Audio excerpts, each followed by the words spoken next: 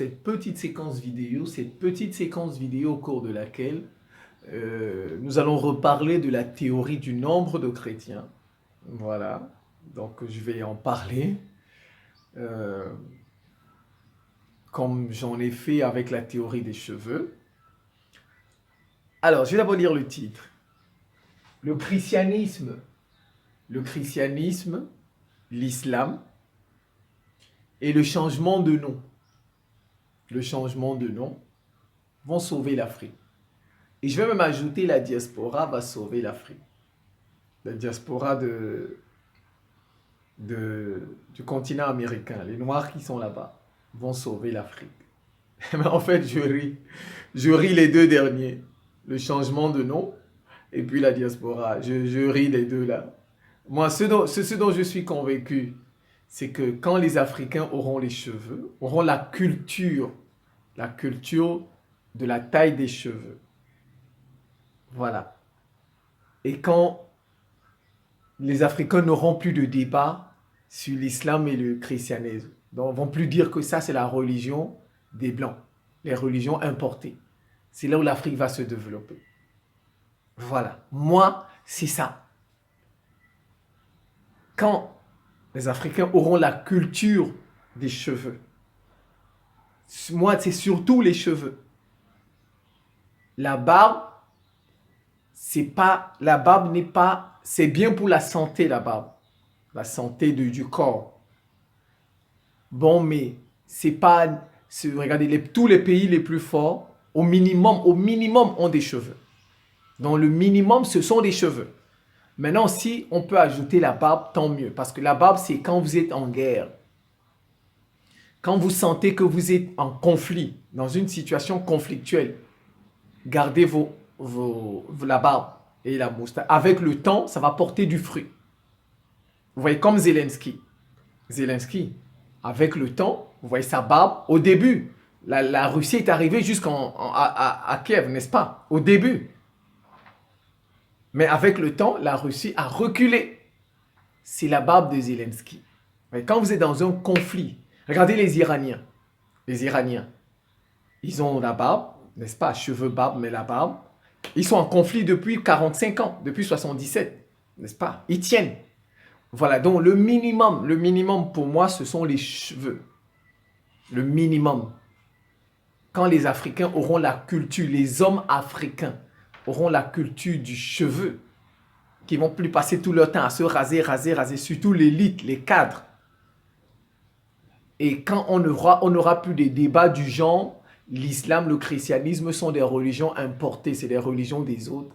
Les deux là, l'Afrique ira de l'avant. L'Afrique se portera mieux. Je commence par le changement de nom d'abord. Changement de nom. Après le changement de nom, je vais parler de la diaspora. Après la diaspora, je vais parler de l'islam et du christianisme. Il y a des gens qui n'ont pas bien compris quand je parle de changement de nom.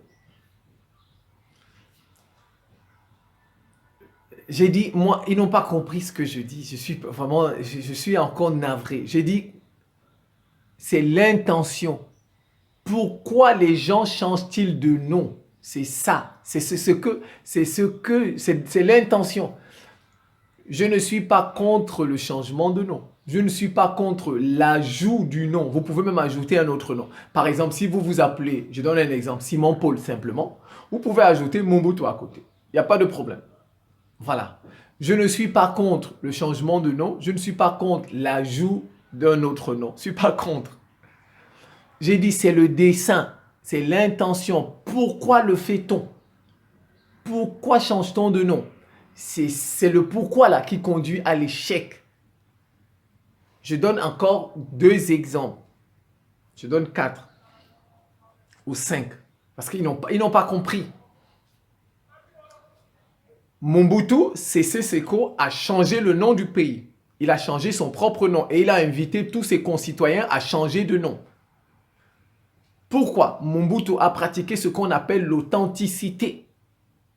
L'authenticité, c'était quoi? Tapez sur Google, vous allez voir l'authenticité de Mobutu. C'était le retour aux traditions africaines. le retour, donc Mobutu change de nom. Il change le nom de ses concitoyens. Il change pour retourner aux traditions africaines. C'était ça Mobutu. Donc vous voyez, c'est le dessin, l'objectif. Qu'est-ce qui s'est passé? Échec et mat. Ça n'a rien donné au Congo, au Zaïre. On était obligé de rebaptiser Congo. On est d'accord? Le dessin, Kwame Nkrumah, s'appelait Kwame Nkrumah. Il n'avait pas de nom occidental. Il n'avait pas Maurice, Simon, tout ça. On est d'accord? Ou bien il n'avait pas Mohamed, etc. Il a changé. Le nom, c'est passé de Gold Coast à Ghana. Pour retourner, parce que le Ghana était un empire qui a brillé, pour retourner dans ce qu'on faisait avant. Et qu'est-ce qu'on a remarqué? Échec et mat. Kwame Nkrumah a eu coup d'État. Donc, on peut dire que chaque fois qu'il y a changement de nom, pour nous ramener dans le passé, si c'est ça le dessin, on échoue. Ça, on fallait des exemples. J'en ai cité beaucoup d'autres. J'en ai cité beaucoup dans les vidéos passées. Donc c'est ça, j'ai dit, changer de nom, ce n'est pas un problème. Assimi Goïta. Assimi Goïta, ce n'est pas un nom musulman, c'est un nom africain. C'est un nom africain. Mais Assimi Goïta n'a pas ce nom pour aller faire ce que ses parents, ses ancêtres faisaient.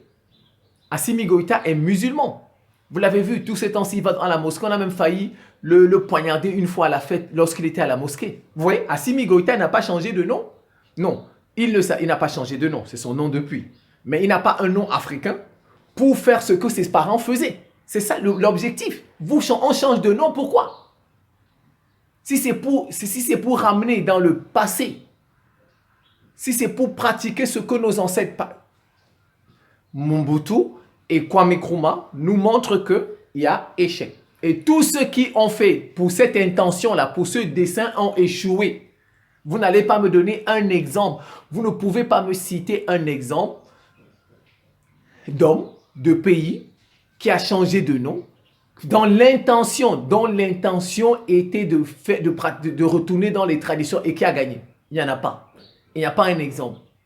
Mais bien sûr, tous ceux qui ont échoué n'ont pas eu forcément besoin de changer de nom. Mais au moins, ce qui est sûr, si on change de nom pour l'intention que je viens de vous dire, c'est un échec. Ça se vérifie.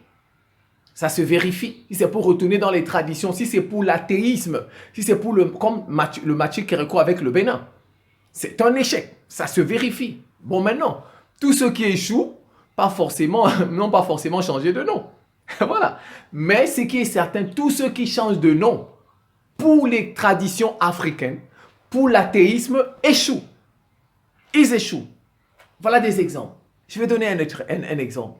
Un exemple biblique. On dit que Jésus aurait changé les noms de ses disciples. Pierre. Voilà, Pierre, par exemple, il a dit, tu es Pierre, et sur cette pierre, je bâtirai mon église. Vous voyez? Vous voyez, changer les noms, il n'y a pas de problème avec ça. C'est le projet. C'est le projet. Pourquoi change-t-on de nom? Si c'est pour regarder devant le futur, ça marche, apparemment. Parce que Pierre, ça a marché, ça a donné l'église catholique 2000 ans après, n'est-ce pas? Pierre. L'église catholique repose sur Pierre. Le changement de nom. Jésus a changé son nom, ce disciple, il a rebaptisé Pierre. Donc, vous voyez le projet. Jésus a changé de nom, non pas pour rentrer dans le judaïsme, pour retourner dans le judaïsme de ses pères. Selon ce qu'on nous a appris. Jésus, ce n'est pas pour retourner dans le passé. D'ailleurs, même qu'il y a beaucoup de passages dans le judaïsme que Jésus a fustigé. Beaucoup qu'il a fustigé. N'est-ce pas? Il a amélioré. Alors, Jésus n'a pas changé de nom de ses disciples pour les ramener dans le passé, pour les ramener dans le judaïsme. Il a changé. Sur toi, sur cette pierre, Pierre, je vais bâtir le futur. Ouais, c'est ça l'intention, le dessein. Mais les gens, ils ne comprennent pas ça. Pourquoi change-t-on de nom? C'est là où il y a le problème, la raison, l'intention. Mais nous, on remarque, moi, je remarque que ceux qui ont changé de nom, comme Mobutu, dont le projet était de ramener les habitants de son pays dans les traditions africaines que l'on pratiquait avant l'arrivée des Blancs, je constate que ça n'a pas porté du fruit. Le Congo a tous les problèmes du monde aujourd'hui. Voilà. Donc, vous voyez des Africains qui ne font pas des petits rapprochements. Il faut faire des rapprochements. Quand vous voyez des événements, des événements. Il faut essayer de créer des liens entre les événements, les rapprocher. Vous avez des joueurs comme N'Golo Kanté. Il n'a pas un nom africain parce qu'il veut aller faire les traditions africaines. Il ne veut pas retourner dans le passé africain. C'est ça le problème. N'Golo Kanté, il n'a pas ça dans la tête comme Assimi. Voilà des exemples. Donc le bon exemple, c'est Mobutu. Et le bon exemple, c'est Kwame Nkrumah. Les gens qui ne comprennent pas bien les vidéos des gens, les intentions des gens, qui viennent vous donner des messages, des commentaires, qui a dormi debout. Ils ne comprennent pas. Je n'ai pas dit qu'il ne faut pas changer de nom. Je n'ai pas dit qu'il ne faut pas ajouter un autre nom. J'ai dit, le dessin, c'est quoi? L'intention, c'est quoi? L'objectif, c'est quoi? Si l'objectif, c'est pour les traditions africaines, si c'est pour nous ramener à pratiquer, c'est un échec. Parce que jusqu'ici, tous ceux qui l'ont fait ont échoué. Mobutu a échoué, Kwame Nkrumah a échoué. Bon, bien sûr, tous ceux qui ont échoué n'ont pas forcément changé de nom. Mais on constate quand même que ceux qui ont changé le nom dans les monothéismes ont excellé, ont eu des victoires. Cassius Clay, il est devenu Mohamed Ali. Il est devenu champion du monde.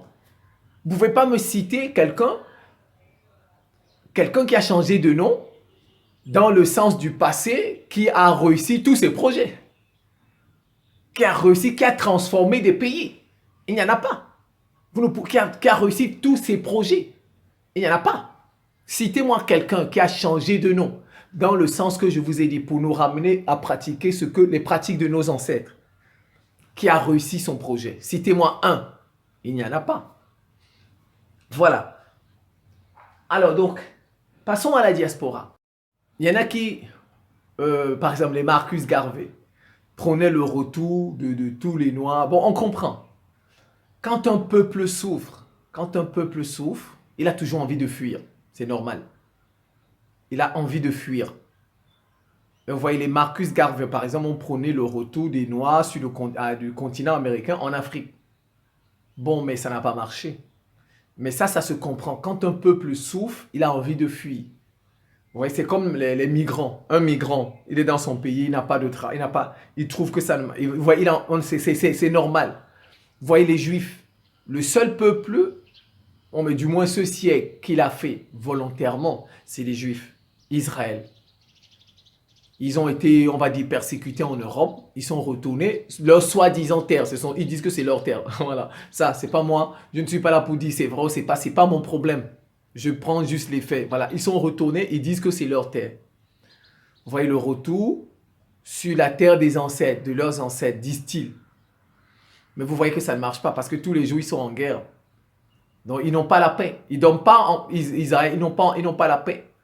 Tous les jours, ça ne va pas avec leurs frères palestiniens, leurs cousins. Vous voyez? Donc, on peut s'interroger quand même. On peut s'interroger. Est-ce qu'il fallait faire ce retour-là, soit sur leur terre ancestrale, disent-ils? On peut s'interroger.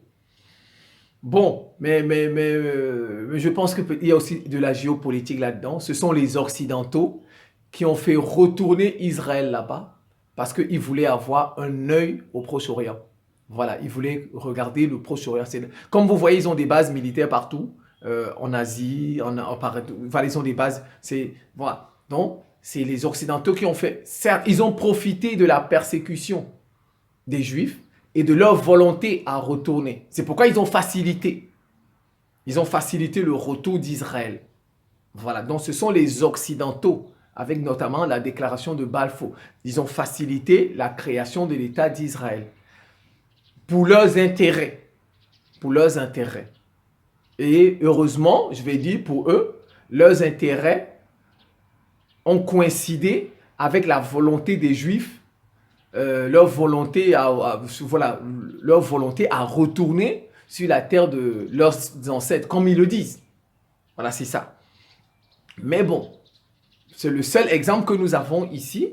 Et vous voyez bien que bon, il y a conflit tout le temps. Il y a conflit tout le temps. Ils n'ont pas de paix là-bas. Donc, on peut quand même s'interroger. Fallait-il le faire? Donc, vous voyez, les Marcus Garvey parfois ont échoué. Bon, et nous, les Africains sont un peu comme dans certains Africains. Ils veulent toujours que les diasporas rentrent en Afrique, nanani, nanana. Euh, moi, je suis... Ceux qui veulent rentrer, rentrent. Moi, je suis pas contre. Mais j'ai déjà fait des vidéos sur... Si les Haïtiens, les nanani nanana, veulent retourner en Afrique, ils retournent. Il n'y a pas de problème. Moi, j'ai pas de souci avec ça. Euh, quoi d'autre? D'ailleurs, j'ai fait une vidéo sur le fils de George Weah, mais ça, c'est parce que c'est le fils du président. Si ce n'était pas... Moi, j'ai jamais fait... Il y a plein de joueurs africains qui jouent dans les clubs, les Mbappé, les ceci, cela, ça. J'ai jamais fait une vidéo comme ça. Mais moi, j'ai fait une vidéo sur le fils, parce que c'est le fils du président. Si le fils du président ne joue pas pour son propre pays, qui va jouer pour son pays? C'est ça. Donc, c'est pas que j'ai fait cette vidéo pour demander à tous les Africains de revenir jouer dans les équipes africaines, ou bien de revenir en Afrique. Non, non, non, non. Les Noirs doivent être partout aussi, comme les Blancs sont partout, comme les Asiatiques sont partout. Je ne sais pas pourquoi les Africains ont cette volonté à vouloir faire revenir. C'est pourquoi ça ne marche pas. Regardez, Marcus Garvey a échoué, et tous ceux qui sont dans cette optique vouloir faire retourner les Africains, je dis, ils ont le droit de savoir d'où ils viennent. Même Joe Biden sait d'où il vient. Connaître ses origines et retourner, ce n'est pas la même chose. C'est le problème avec nous Africains. Les Africains, on veut connaître notre passé, notre histoire, mais en même temps, on veut prendre ceux qui nous invitent à faire ça, veulent nous demander de pratiquer ce que nos parents pratiquaient. C'est ça le problème. Joe Biden sait qu'il vient d'Europe. C'est un Irlandais, les Bill Clinton, tout ça. Donald Trump sait que ses parents revenaient d'Allemagne, mais ils sont pas rentrés. Mais Donald Trump n'est pas rentré en Allemagne.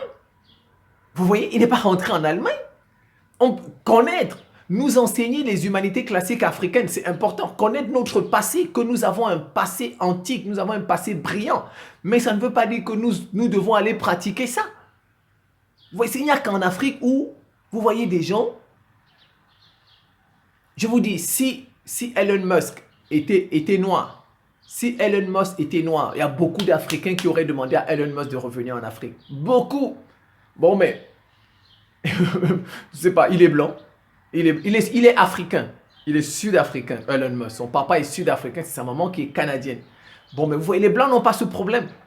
Peut-être parce qu'ils dominent. Regardez les blancs de l'Afrique du Sud. Jamais ils ne crient qu'ils doivent retourner en Europe, mais ils savent d'où ils viennent. C'est ça l'essentiel. Ils savent d'où ils viennent. Les Blancs de l'Afrique du Sud savent d'où ils viennent. Même Johnny Clegg, les chanteurs, là, tout le temps, ils retournaient en Europe. Ils voyageaient tout le temps sur la terre de ses ancêtres, etc. Ils retournaient. Mais il n'a jamais dit qu'il va quitter l'Afrique du Sud directement pour aller vivre en... Vous voyez, on a comme... Regarde, les Chinois, Chinatown. Chinatown, c'est depuis, aux États-Unis, depuis les années 50 qu'ils ont commencé à bâtir cette ville. Mais la Chine ne les a pas attendus pour devenir bientôt la première puissance mondiale. La Chine ne les a pas attendus. On n'a pas demandé à tous les Chinois des États-Unis de retourner pour construire la Chine. Vous voyez, c'est parfois des détails comme ça qui contribuent à nous retarder. Parce que, non, vous voyez, c'est comme... On est là sur la diaspora, on perd le temps sur les traditions, on perd le temps sur les gens qui se rasent. C'est parfois des choses comme ça, des détails, qui font que l'Afrique traîne. C'est ça. Vous avez des autres qui ne demandent pas tout le temps à leur diaspora de rentrer. Ils ne demandent pas, ils se développent. Mais vous avez des Africains qui passent tout leur temps à dire non. Il faut retourner, il faut qu'on retourne aux traditions, il faut que la diaspora, les Noirs, tout ça, sur le christianisme et l'islam. Quand les Africains vont cesser de considérer que ces deux religions-là sont les religions importées, je pense qu'on aura fait un grand pas dans notre développement. On aura fait un très grand pas. Cette élite-là africaine qui veut nous ramener dans des traditions africaines, regardez ce qu'ils disent parfois. Ils disent que l'Afrique ne se développe pas parce que l'Afrique a abandonné, en tout cas on a abandonné quelque chose. On vous dit ça tous les jours, quand vous mettez un média, nanani, mais, d'accord, On aurait abandonné quelque chose, nos coutumes, nos traditions, nanani, un peuple qui n'a pas d'identité. Il vous cite même parfois Cheikh Anta Diop, nanani, nanana. Mais je vous dis, et quand il vous cite Cheikh Anta Diop, il pense que c'est la vérité à 100%. Parce que Cheikh Anta Diop a dit X, ça c'est Dieu qui a parlé. Comme Cheikh Anta Diop a dit A, c'est la vérité. Donc on ne peut pas contester cela. D'accord. Où étaient nos coutumes, où étaient nos traditions quand les Arabes et les Européens sont venus avec l'islam et le christianisme? Où étaient-elles? Ils nous ont vaincus, n'est-ce pas? Ils nous ont vaincus. Où étaient, bon, nos dieux, disons comme ça, nos dieux, les dieux des Africains? Où étaient-ils pour nous sauver? Si ils nous ont imposé l'islam, ils nous ont imposé le christianisme, ça veut dire que leur Dieu était plus fort que le nôtre. Où était notre Dieu, nos dieux à nous pour nous sauver, pour nous protéger, pour nous donner la victoire? Où était-il? Comme on dit. Où était-il? Non, on peut se... Non, d'accord. L'islam, les Arabes sont venus, n'est-ce pas? Les Blancs sont venus, les Européens, n'est-ce pas? Ils nous ont imposé ils nous ont imposé leur Dieu, leur Jésus, leur prophète, leur Coran, mais où étaient nos croyances pour nous sauver alors? Ça veut dire que leurs croyances étaient plus fortes que les nôtres. C'est tout. Moralité, quand quelque chose est plus fort que toi, tu adhères à ça. C'est tout. Ça veut dire que pour nous, n'est pas fort. Ce en quoi nous croyions n'est pas fort. C'est tout. C'est tout. Pourquoi veut-on chasser la France? Pourquoi veut-on chasser la France? Parce qu'on ne gagne rien avec la France. Les pays africains ne gagnent rien avec la France. Ils estiment mais c'est comme ça, c'est aussi. Si nos croyances, on n'a rien gagné avec nos croyances. Nos croyances ne nous... Regarde, prenons même le vaudou. Nous avons le vaudou depuis. On a même exporté le vaudou. Il y a le vaudou au Brésil, et il y a le vaudou à Haïti. Haïti n'a pas le niveau du Japon. Haïti n'a pas le niveau du Japon. Et le Bénin où il y a le vaudou n'est rien du tout. Même le vaudou n'a pas aidé le Bénin face à l'islam. Le vaudou n'a pas aidé le Bénin face au blanc, le christianisme. Mais on peut se poser des questions. Maintenant, certains disent que c'est la religion des blancs. Mais même la France, mais les Français, c'est des Gaulois. Mais avant, ils n'avaient pas le christianisme. Mais parfois, vous voyez, il y a des gens qui, même les petites choses comme ça, il faut qu'on leur rappelle encore des petites choses. Mais les Français n'ont pas toujours été des chrétiens. Pas toujours. Il y a eu un commencement. Il y a eu un commencement du christianisme. Avant, c'était des Gaulois, ils avaient leur pratique à eux. Mais ils ont adhéré au christianisme parce qu'ils ont trouvé que c'est peut-être plus fort que ce en quoi ils croyaient. Ils sont devenus chrétiens, ils nous ont apporté ça aussi. Donc tous ces pays-là, avant, ils n'étaient pas chrétiens. Ils n'avaient pas le christianisme. Le christianisme est né là-bas à Jérusalem, tout ça, chez les Juifs là-bas. C'est là-bas où c'est né. Le christianisme, ce n'est pas la religion des Français. Ce n'est pas la religion des... En fait, parce que ce sont des pays là qui nous ont apporté ça en Afrique subsaharienne. En Afrique subsaharienne. Donc, c'est pas ils ne sont pas nés là-dedans. Ils avaient leurs ancêtres. Mais pourquoi ne pratiquent-ils pas les choses de leurs ancêtres? Ils apprennent l'histoire de leurs ancêtres. Prennent l'histoire de leurs ancêtres. Mais ils ne pratiquent pas ce que leurs ancêtres pratiquaient. Ils ne pratiquent pas ça. Et l'Iran, vous savez, le Shah. Je vais vous donner encore la preuve. Le Shah d'Iran. Qu'est-ce qu'il voulait faire en Iran? Il voulait ramener l'Iran dans la Perse. Vous savez, les Iraniens sont perses. Ils ne sont pas arabes. Les Iraniens ne sont pas arabes. Donc, eux aussi, ils ont reçu l'islam, les Iraniens. Mais que le roi, le Shah, l'empereur iranien, il a fait comme Mobutu. Il a fait comme Mobutu. Il voulait ramener les Iraniens dans les traditions perses, persanes, etc., dans le passé. Comme la Perse avec... Mais il a été vaincu par Khamenei. L'islam l'a vaincu. Échec. Je vous dis, peut-être que vous cherchez l'histoire de l'Iran. Que faisait la culture iranienne, le Shah? Que faisait-il? Le Shah, alors qu'il avait le soutien des États-Unis. Il avait le soutien du pays le plus fort au monde, dit-on, les États-Unis, le Shah. Mais il a échoué face à Khamenei, l'islam. Il a échoué. Khamenei l'a vaincu et l'islam domine en Iran aujourd'hui. Personne n'est contre. Personne n'est contre le fait de connaître son passé. de connaître son histoire. Ça, c'est même les Iraniens connaissent leur passé. Les Iraniens connaissent leur passé, ils connaissent leur histoire, ils savent d'où ils viennent, mais ça ne les empêche pas d'être des musulmans. Et ils auront bientôt leur bombe. Vous voyez, tout le chichi là, ils ne peuvent rien. Les Occidentaux ne peuvent rien contre l'Iran. Ils ne peuvent rien. Ils sont complets. Ils ont leurs cheveux, ils ont leur barbe. Et en plus, ils ont Allah devant. Ils ont Dieu devant. Les Occidentaux ne peuvent rien leur faire. Ils vont, mais l'Iran aura sa bombe atomique. D'un moment à l'autre. Ils ne peuvent rien. Voilà. Donc, tous ces peuples avaient des traditions. Tous ces peuples avaient des coutumes, avaient des croyances. Mais ils ont adhéré au christianisme, ils ont adhéré à l'islam. Mais vous voyez, on est en Afrique. Vous avez des intellectuels qui ne font que nous rabâcher les mêmes choses tous les jours parce que vous priez les religions. Mais ces religions nous ont vaincus. Où étaient nos croyances pour nous aider? Où étaient nos croyances pour nous aider? On nous a vaincus, ce n'était pas du jeu. Ce n'était pas du jeu. Ils nous ont vaincus, ils nous ont colonisés, ils nous ont rendus esclaves, ils nous ont assassinés. C'est des religions de guerre. D'accord? C'est des religions de guerre. Mais ils ont fait ça partout. Ils ont fait ça partout. Ils ont... Regardez, même, si vous prenez même la Turquie. Les Turcs ne sont pas arabes. Les Turcs ne sont pas arabes. Mais l'Empire ottoman est devenu... Les Turcs sont devenus les plus forts quand ils ont adhéré à l'islam. Et ils ont dominé toute une partie de l'Europe. Même jusqu'en Afrique du Nord. Les Turcs. Mais les Turcs ne sont pas arabes. Mais les Africains ne comprennent... Pourquoi les Turcs ne disent pas que ce n'est pas notre religion? Pourquoi Erdogan? Erdogan n'est pas un arabe. Erdogan n'est pas un arabe. C'est un Turc. Vous voyez, des gens ne disent pas ça.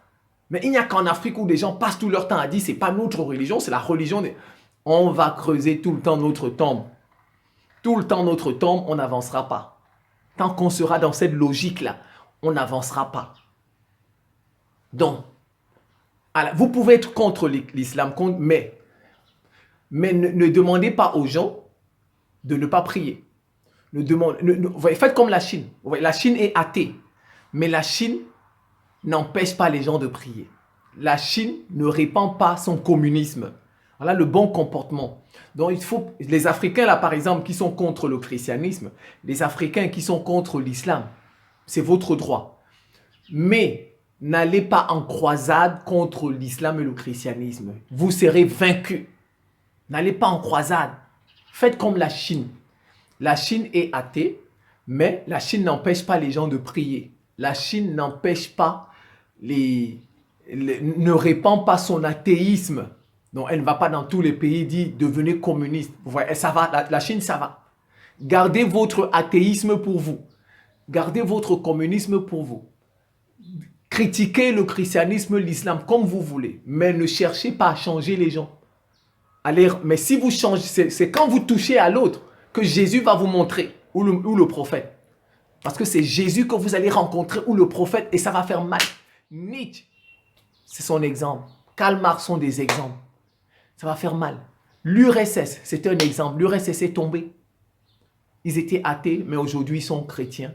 Poutine, voilà. Donc, il ne faut pas jouer avec les monothéismes. Les Africains jouent avec... Les monothéismes, on ne joue pas avec ça. Ils n'ont rien compris. Regardez même, vous voyez les grands philosophes qui passent à la télé, qui ont même étudié Karl Marx, qui ont même étudié Nietzsche, des grands philosophes. Ils ne font pas de rapprochement. Nietzsche est devenu fou. Dépression. Mais il a critiqué le christianisme. Karl Marx, il a perdu toute sa famille. Sa femme et tous ses enfants sont morts. Il est mort seul, Karl Marx, presque seul. Ce sont les plus grands pourfendeurs du christianisme, ceux-là, les plus grands. Faut pas jouer avec les monothéismes, les Africains. Si les monothéismes, moi-même, je critique Dieu. Moi-même, je critique les religions, là. Mais il ne faut pas les critiquer pour les détruire. Si tu les critiques pour les détruire, ils vont te détruire. Jésus va te détruire. Le prophète Mohammed va te détruire. On les critique pour les améliorer. Il faut les critiquer pour les améliorer. Pas les critiquer pour... Ils vont te détruire. L'URSS est tombé. L'URSS a pratiqué l'athéisme. L'URSS est tombé. Aujourd'hui, les Russes sont chrétiens. C'est le troisième pays où il y a le plus de chrétiens au monde aujourd'hui. La Russie. La Russie, c'est le troisième pays au monde où il y a le plus de chrétiens. Regardez comme ils sont forts. C'est le christianisme, le nombre de chrétiens. Le christianisme donne la force, suivi de l'islam. Suivi de l'islam. Le christianisme, le pays le plus fort au monde, ce sont les États-Unis. Les États-Unis, c'est le pays où il y a le plus de chrétiens au monde. Il y a un lien. Si ce n'est pas la cause, au moins il y a un lien. Vous allez me dire, oui, la Chine n'a pas eu besoin du christianisme ni de l'islam pour se développer. Oui, la Chine n'a pas eu besoin de ça. Oui. Mais retenez bien, la Chine est communiste officiellement. Donc, c'est les athées. C'est les athées. Donc, les pays les plus forts, les plus développés au monde sont soit chrétiens, soit musulmans, soit athées. On peut ajouter un peu, mais vous voyez, mais la Chine a plus de 100 millions de musulmans. La Chine a environ 100 millions de chrétiens. Et je vous dis, dans 10 ans, ne soyez pas surpris, en 2030, la Chine aura près de 300 millions de chrétiens. En 2030. En 2030, la Chine aura près de... Ça sont les prévisions. Et la Chine va devenir la première puissance. Donc, dominer le monde, c'est lié au monothéisme. Il y a un lien entre, surtout le christianisme. Surtout le christianisme. Voilà. Surtout. Donc, dominer le monde, il y a un lien avec le christianisme. Ce n'est pas le hasard. À l'heure actuelle, le pays le plus fort de la planète, dit-on, ce sont les États. C'est le pays qui a le plus grand nombre de chrétiens au monde. Avant les États-Unis, c'était le Royaume-Uni. Avant, c'était le Royaume-Uni. Et c'était le pays qui avait le plus... Et ils avaient l'anglicanisme comme religion d'État. Le roi est un pape. Le roi des Anglais, là, la reine Elisabeth, tout ça, c'est un pape. Vous voyez? Le pays qui a... il a eu le plus grand empire au monde.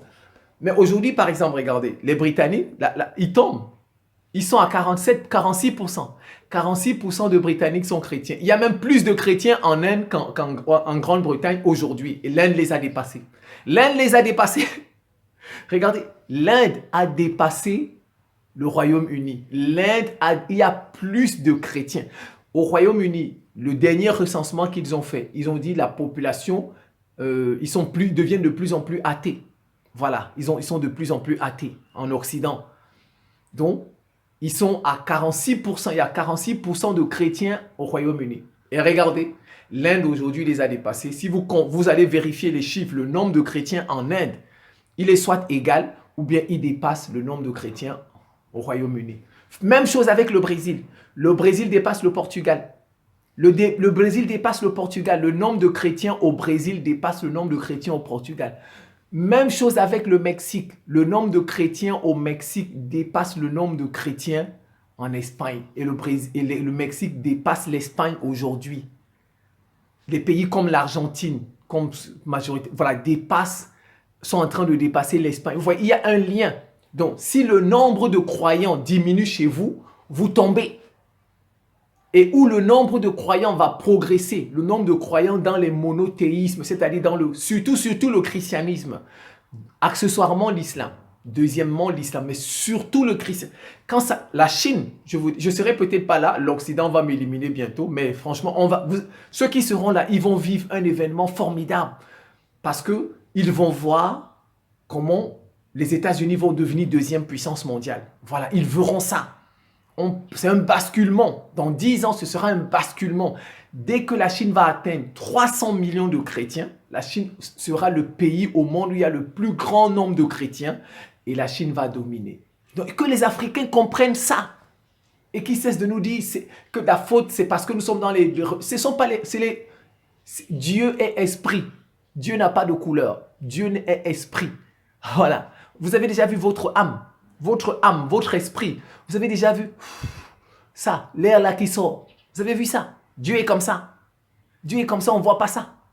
Voilà, Dieu est esprit. Dieu n'est pas blanc, Dieu n'est pas noir, Dieu n'est pas ceci, cela. Dieu est esprit.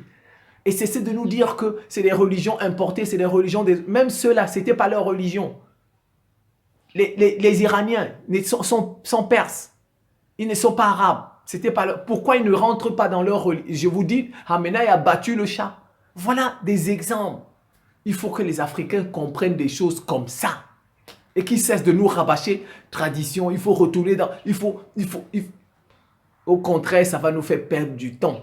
On va perdre du temps et on sera toujours dominé. Le christianisme, l'islam n'appartiennent à personne. Ça n'appartient à personne. Ce sont des religions. Les religions n'appartiennent à personne. Les religions, c'est pour tout le monde. Bien sûr, il y a des gens qui s'en accaparent pour dominer les autres. C'est pourquoi il faut les combattre. Comme le roi d'Angleterre a combattu le pape. Le roi d'Angleterre, il a combattu le pape à l'époque, Henri VIII. Mais il a crié pour lui. Il n'est pas sorti.